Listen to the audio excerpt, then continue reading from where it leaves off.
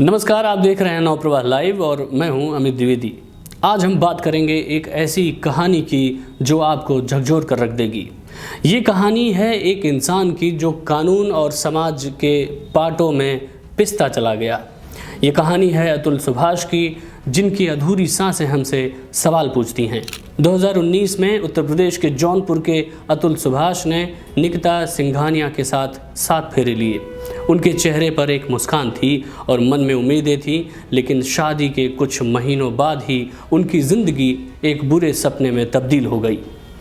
निकिता ने अतुल और उनके परिवार पर दहेज उत्पीड़न और घरेलू हिंसा के आरोप लगाए। इन आरोपों ने अतुल की पूरी ज़िंदगी को झकझोर कर रख दिया। निचली अदालत से लेकर हाई कोर्ट तक अतुल ने न्याय की गुहार लगाई, लेकिन क्या उन्हें न्याय मिला?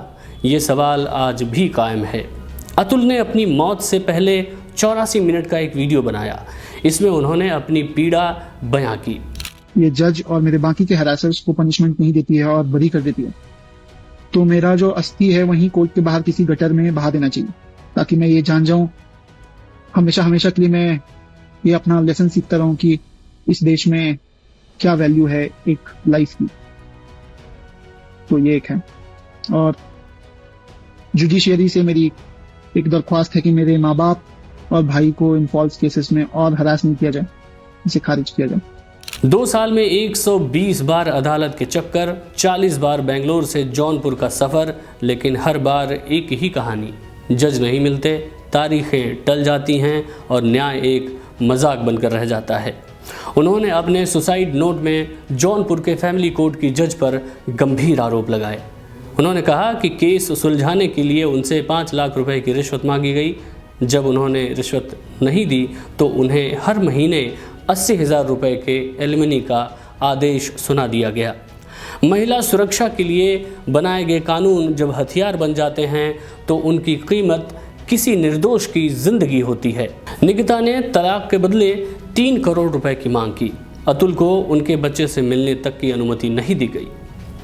अतुल ने अपनी पत्नी और सास की चैट का जिक्र किया, जिसमें उनकी सास ने कहा, मैं तो समझ रही थी कि तुम सुसाइड कर लोगे, अब तक किया क्यों नहीं? क्या ये है हमारा समाज, जहां भावनाओं और जिंदगियों के साथ इस हद तक खेला जाता है? अतुल ने सुसाइड नोट में लिखा, मैं जो कमा रहा हूँ वो मेरे ही दुश्मनों को ताकत दे रहा है। मेरे टैक्स के पैसे से ये अदालत, ये पुलिस और ये सिस्टम मुझे ख़त्म कर रहे हैं।